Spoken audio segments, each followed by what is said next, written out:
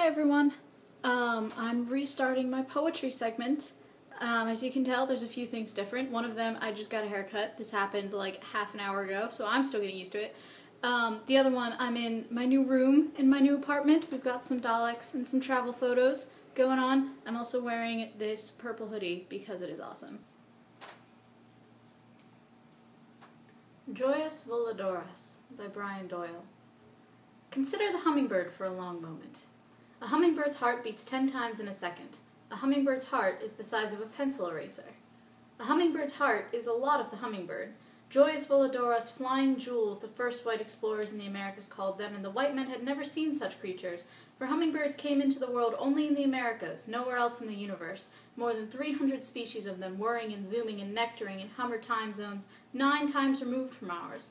Their hearts hammering faster than we could clearly hear if we pressed our elephantine ears to their infinitesimal chests. For each one visits 1,000 flowers a day. They can fly at 60 miles an hour. They can fly backward. They can fly more than 500 miles without pausing to rest. But when they rest, they come close to death. On frigid nights, or when they are starving, they retreat into torpor, their metabolic rate slowing to a 15th of their normal sleep rate, their hearts sludging nearly to a halt, barely breathing, and if they are not soon warmed, if they do not soon find that which is sweet, their hearts grow cold and they cease to be. Consider for a moment those hummingbirds who did not open their eyes again today, this very day, in the Americas. Bearded helmet crests and booted racket tails, violet-tailed sylphs and violet-capped wood nymphs, crimson topazes and purple-crowned fairies, red-tailed comets and amethyst wood stars, rainbow-bearded thornbills and glittering-bellied emeralds, velvet-purple coronets and golden-bellied star frontlets, fiery-tailed all-bills and Andean hill stars, spatule-tails and puff-legs, each the most amazing thing you have never seen, each thunderous wild heart the size of an infant's fingernail, each mad heart silent, a brilliant music stilled. Hummingbirds, like all flying birds, but more so, have incredible, enormous, immense, ferocious metabolisms. To drive those metabolisms, they have race car hearts that eat oxygen at an eye-popping rate. Their hearts are built of thinner, leaner fibers than ours. Their arteries are stiffer and more taut. They have more mitochondria in their heart muscles, anything to gulp more oxygen. Their hearts are stripped to the skin for the war against gravity and inertia, the mad search for food, the insane idea of flight.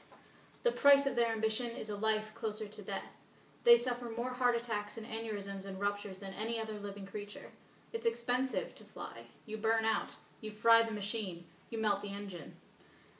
Every creature on Earth has approximately 2 billion heartbeats to spend in a lifetime. You can spend them slowly, like a tortoise, and live to be 200 years old, or you can spend them fast like a hummingbird and live to be 2 years old.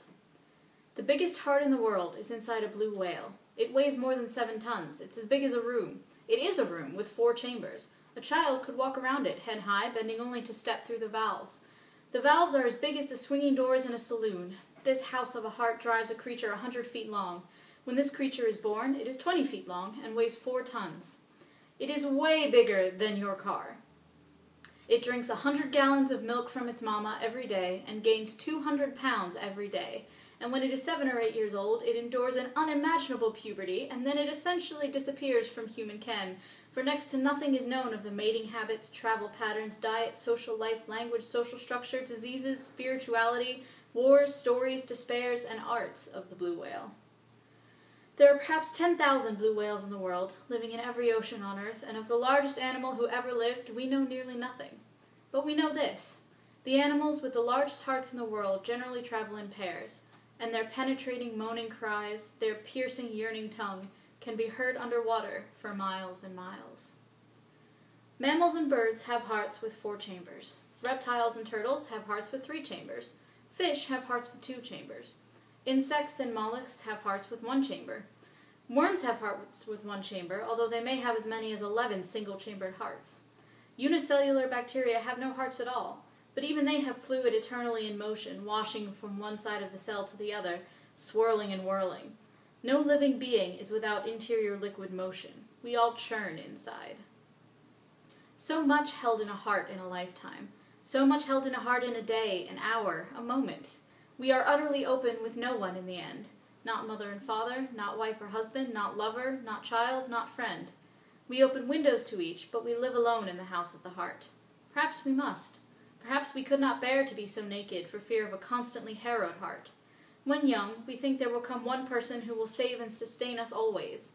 When we are older, we know that this is the dream of a child, that all hearts finally are bruised and scarred, scored and torn, repaired by time and will, patched by force of character, yet fragile and rickety forevermore.